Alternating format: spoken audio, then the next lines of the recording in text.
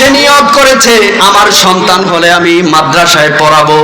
ওই আল্লাহর বান্দা নিয়ত করেছে, এখনো সন্তান গর্ভের মধ্যে আছে, সন্তান দুনিয়ার মধ্যে আসে নাই। স্ত্রীকে বলল, ও আমার প্রাণের স্ত্রী, আমি তো মৃত্যুবরণ করব, আমি অসুস্থ, আমার সন্তানটা যদি ছেলে হয় তাহলে মাদ্রাসায় ভর্তি করিয়ে দিবে, মাদ্রাসায় ভর্তি করিয়ে দিবে। হঠাৎ বাবা যখন মৃত্যুবরণ করেছে, একটা সন্তান জন্মগ্রহণ করেছে। সন্তান জন্মগ্রহণ করার পরে ওই মা বাবার ওসিয়ত মোতাবেক সন্তানকে মাদ্রাসার মধ্যে যখন ভর্তি করিয়ে দিল, সন্তান আস্তে আস্তে বড় হতে শুরু করলো। সন্তান আউযুবিল্লাহ বিসমিল্লাহ সূরা ফাতিহা শিখলো।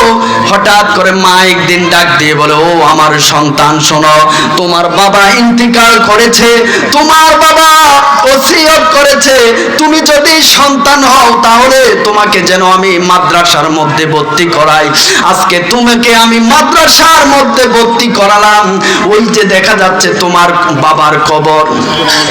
সন্তান মাসুম বাচ্চা মাদ্রাসার মধ্যে ভর্তি করানো হয়েছে। ওই সন্তানকে যখন মা মাদ্রাসার মধ্যে ভর্তি করিয়েছে, হঠাৎ করে একদিন মার কথা মতে বাবার কবরের পাশে গিয়ে সন্তান সূরা ফাতিহা সূরা ইখলাস পড়ে যখন আল্লাহর কাছে হাত বাড়িয়েছে, ওই বাবা দুনিয়ার জমিনে গুনাহ করার কারণে বাবার কবরের মধ্যে আযাব হচ্ছে। আমার আল্লাহ বলল, ও ফেরেশতারা, কবরের মধ্যে কিয়ামত পর্যন্ত আযাব হবে। কিন্তু আমার আল্লাহ ডাক দিয়ে যখন বললেন কিয়ামত পর্যন্ত আযাব হবে কবরের মধ্যে, হঠাৎ সন্তান যখন হাত বাড়িয়ে আল্লাহর কাছে বাবার জন্য ক্ষমা চাইলো, আমার আল্লাহ ফেরেশতাদেরকে ডাক দিয়ে বলে, ও ফেরেশতারা শুনো, এই বান্দার কবরের মধ্যে আর আযাব দেওয়া যাবে না। ফেরেশতারা ডাক দিয়ে বলে, ও আল্লাহ, আপনি বললেন কিয়ামত পর্যন্ত আযাব হবে, আজকে কেন বলেন আযাব কিয়ামত পর্যন্ত মাফ করা হয়েছে, তার কবরে কিয়ামত পর্যন্ত আযাব হবে না? আল্লাহ ডাক দিয়া বলে, ও ফেরেশতারা, তার একটা মাসুম বাচ্চা সন্তান এসে বাবার কবরের পাশে হাত বাড়িয়ে আমি আল্লাহর কাছে দরখাস্ত করেছে, আমি যেন তার বাবার কবরের আযাব মাফ করে দেই, তার বাবার কবরকে যেন জান্নাত করে দেই। আল্লাহ ডাক দিয়া বলে, ও ফেরেশতারা, আমার এই মাসুম বান্দার হাত আমি আল্লাহ কিভাবে খালি ফিরিয়ে দিব, এই জন্য আমি আল্লাহ ওই কবরকে জান্নাতের বাগান বানিয়ে দিয়েছি। বলি সুবহানাল্লাহ।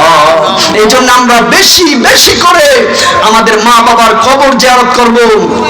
একটু চিন্তা করে দেখেন, মা বাবা না খেয়ে কত কষ্ট করে আপনাকে লালন পালন করেছে, বিদেশ পাঠিয়েছে, আপনার জন্য সব কিছু কুরবান করে বাবা একটা নতুন জামা পরিধান করে না, সন্তানকে রাজার মতো নতুন পোশাক কিনে দিচ্ছে, আর ওই বাবা মা মারা গেলে আমরা তাদের কবরে যাচ্ছি না। এইটা কখনো একটা মুসলমানের কাজ হতে পারে না, একটা সন্তানের কাজ হতে পারে না।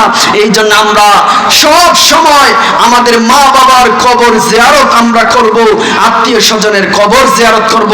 আল্লাহ পাক আমাদের সবাইকে যেন আমরা কবর জিয়ারত করতে পারি, মা বাবার জন্য, আত্মীয় স্বজনের জন্য আমরা ক্ষমা চাইতে পারি। আল্লাহ সেই তৌফিক দান করুক। সবাই বলি আমিন। আমিন।